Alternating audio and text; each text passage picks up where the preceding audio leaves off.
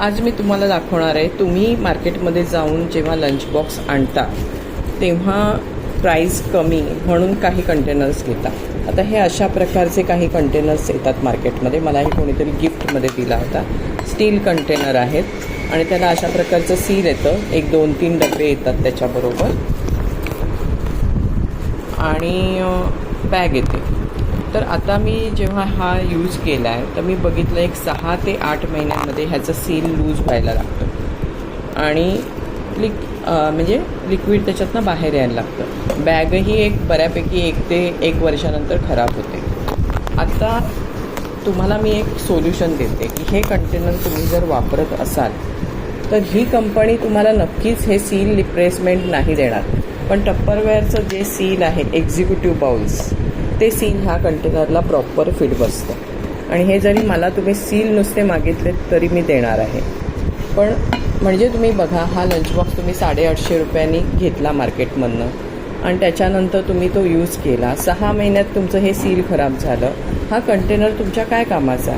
ह्याच्यामध्ये तुम्ही जास्तीत जास्त वाटीसारखा वापर करू शकता. पण आज तुम्हाला मी ऑफरवरचा लंच बॉक्स आणि कॅटलॉगचा लंच बॉक्स ह्याच्यातला फरक सांगणार आहे.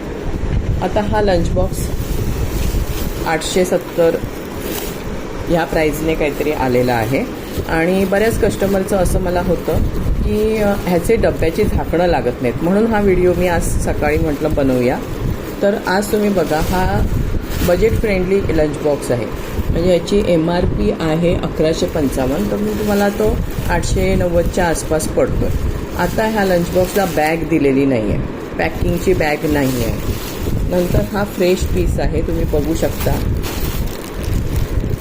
ह्याची जी काही MRP आहे तिथे लिहिलेलं आहे.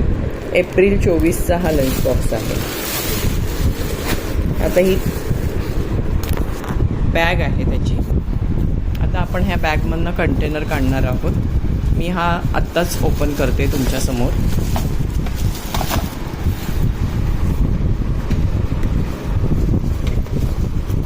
आणि सगळ्यांचे मी तुम्हाला सील लावून दाखवणार आहे. याच्यामध्ये टप्परवेअरचे सील, राऊंड सील जे कंटेनर आहेत ते लिक्विड टाईट आहेत.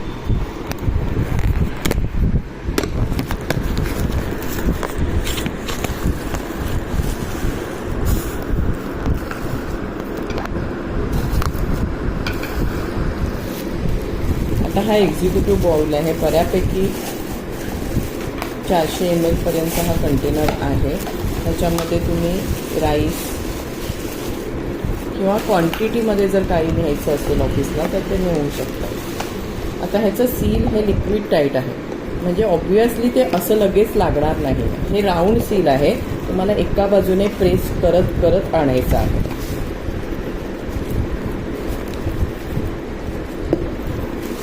हे सील लागलेलं आहे.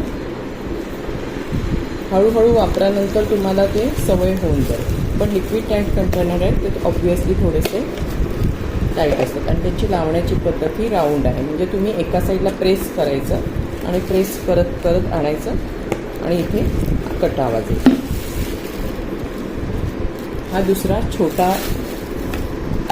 बाऊल आहे त्याच्यामध्ये, एक्झिक्युटिव्ह बाऊल स्मॉल. आता हा कंटेनर पण तुम्ही बघा, त्याला मी कसं प्रेस करते.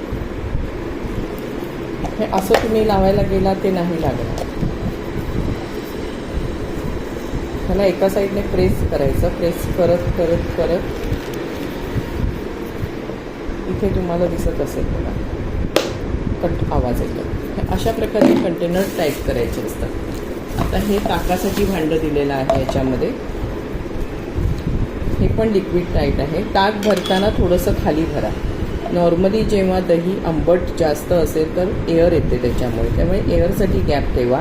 तुम्ही कुठल्याही दुसऱ्या टप्परवेअर सोडून बाकीच्या कशामध्ये पॅक केलं तर सील उडून जातं लंच बॉक्समध्ये. पण ह्याच्यामध्ये खूप ताक जसं तुम्ही भराल तसंच राहाल. 1-2 बर्फ टाकून त्याच्यामध्ये नेत जा आणि थोडंसं खाली भरत जा. आता ह्याचंही सील असंच आहे, राऊंड सील आहे. तर तुम्ही ते असं एका साईडला लावायचं आणि नंतर मग ते हळूहळू प्रेस करत आणायचं आणि लावायचं. मला एका कस्टमरचं असं होतं की मी खूप प्रयत्न केले आणि तरीसुद्धा सील लागत नाही. आता हा स्क्वेअर बॉक्स आहे. याच्यामध्ये 4 पोळ्या तरी आरामात, भाकऱ्या 2-3 आरामात राहू शकतात, सलाड राहू शकतं. पण हा कंटेनर स्क्वेअर आहे आणि तो लिक्विड टाईट नाही. आणि जेव्हा स्क्वेअर कंटेनर तुम्ही प्रेस करता तो 4 कॉर्नर प्रेस आणि त्याची 4 कॉर्नरला फक्त तुम्हाला प्रेस करायचा आहे. तर माझा हा व्हिडिओ नक्कीच तुम्हाला उपयोगी झाला असेल.